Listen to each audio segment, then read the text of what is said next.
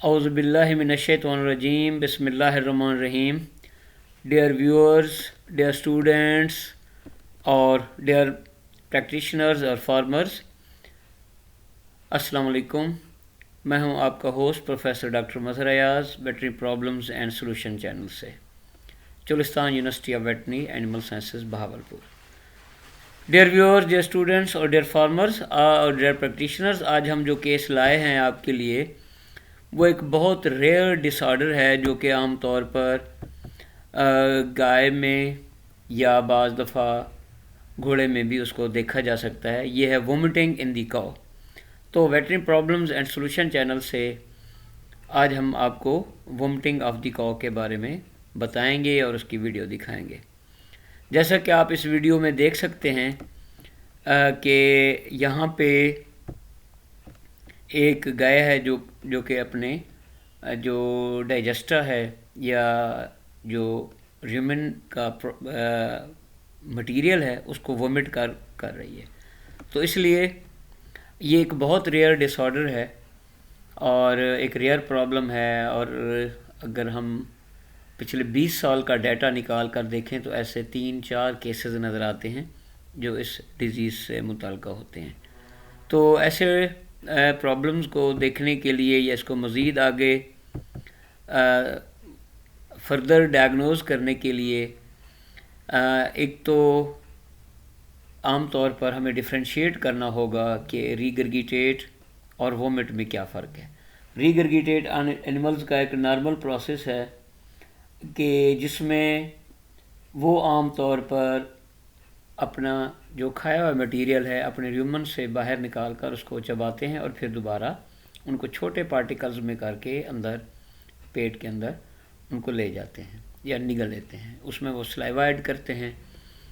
اور جب کہ جو وومٹنگ ہے یہ ایک انیوژل پروسیس ہے اسپیشلی کیٹل میں اور ہارسز میں، اور اس میں عام طور پر جو فورسفل ایجیکشن ہے ریومیننٹ مٹیریل کی وہ اس میں عام طور پر ہوتی ہے، اور اس میں کافی سارے نروس اور ہارمونل فیکٹرز شامل ہوتے ہیں.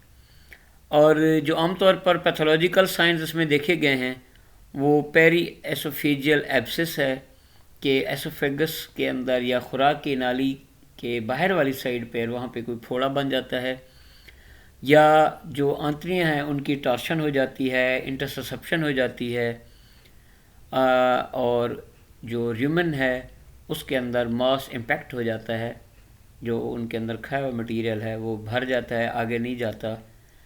اس میں کوئی کپڑا بھی آ جا سکتا ہے، شاپر بھی آ جا سکتا ہے، یا کوئی ایسا مٹیریل آ سکتا ہے، کوئی وائر ہے، اس سے وہ آگے امپیکشن ہو جاتی ہے اور ریومن جو ہے وہ کام کرنا اپنا چھوڑ دیتا ہے.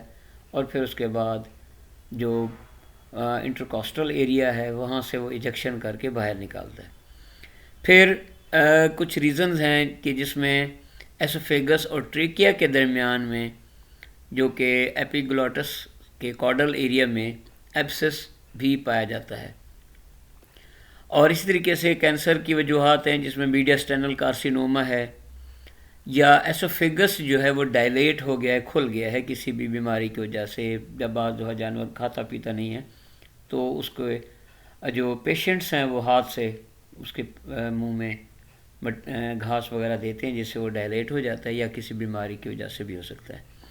پھر ایبومیزل لمفوسارکوما ہے کہ جو اسٹامک ہے، ایبومیزم ہے، اس کے اندر کینسر کا دانہ بن جاتا ہے. پھر جو ہائپوفاسفیٹیمیا ہے کہ فاسفیٹ یا فاسفورس کی کمی ہو جاتی ہے، وہ بھی اس مرض کا باعث بن سکتی ہے. تو اس میں یہ ہے کہ 7th انٹرکوسٹل سپیس کے اوپر بلاکیج عام طور پر دیکھی گئی ہے، یا ہیئرٹل ہرنیا اور سیگمنٹل میگا ایسوفیگس، یہ بھی اس کی پرابلمز ہو سکتے ہیں. اب یہ پرابلم تو ہو گئے ہیں، تو ان کی پرابلم کی وجہ سے کیا کیا اور مسائل ہو سکتے ہیں. اس میں یہ ہے کہ اس کو ایسپریٹری یا ایسپیریشن نمونیا، یا اس کو فارن باڈی نمونیا بھی ہم کہہ سکتے ہیں، کیونکہ جب وومٹ کرتا ہے اینیمل تو وہ سانس کی نالی کے ساتھ کچھ پانی پھیپھڑوں میں اندر اس کے جا سکتا ہے جس کی وجہ سے نمونیا ہو سکتا ہے. اور پھر ریپیٹیٹیو وومٹنگ کی وجہ سے ایسڈ بیس کا جو بیلنس ہے باڈی کا وہ ڈسٹرب ہو جاتا ہے، اینیمل کے اندر ڈی ہائیڈریشن ہو جاتی ہے، پانی کی کمی ہو جاتی ہے، اور جو اس کے اندر الیکٹرولائٹس ہیں جس میں سوڈیم ہے، پوٹاشیم ہے، کلورائڈ ہے، ان کی ڈپلیشن ہو جاتی ہے۔